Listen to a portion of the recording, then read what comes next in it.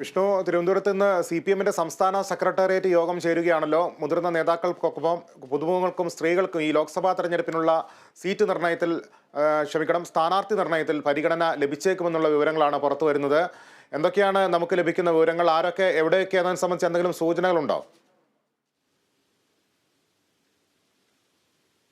ഇന്ന് ചേരുന്ന CPM സംസ്ഥാന സെക്രട്ടേറിയറ്റിലാണ് ഇതുമായി ബന്ധപ്പെട്ട തീരുമാനമുണ്ടായിരിക്കുന്നത്. സംസ്ഥാന സെക്രട്ടേറിയറ്റ് ചേരുന്നതിന് മുമ്പ് തന്നെ നേരത്തെ CPM വ്യക്തമാക്കിയിരിക്കുന്നത് പുതുമുഖങ്ങൾക്ക് സാധ്യതയുണ്ടാകുമെന്നാണ്.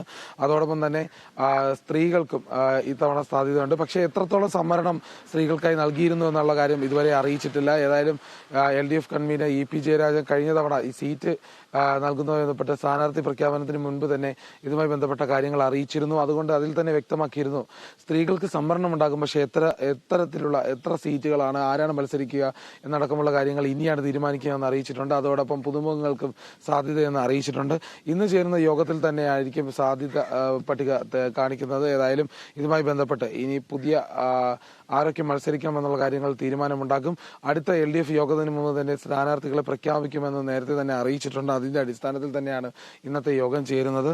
ഏതായാലും 15 സീറ്റുകളിലേക്കാണ് ആളുകളെ തിരഞ്ഞെടുക്കുക.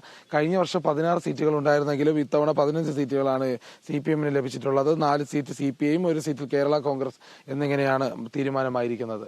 ലിബീഷ്. ശരി വിഷ്ണു, തിരുവനന്തപുരത്ത് കേരള സർവകലാശാലയുടെ സെനറ്റ് യോഗം ചേരുന്നുണ്ട്. അതോടൊപ്പം തന്നെ CPM-ന്റെ സംസ്ഥാന സെക്രട്ടേറിയറ്റ് യോഗവും ചേരുന്നു. രണ്ട് വാർത്തകളുടെയും വിവരങ്ങൾ നൽകുകയായിരുന്നു വിഷ്ണു കരുണാകരൻ.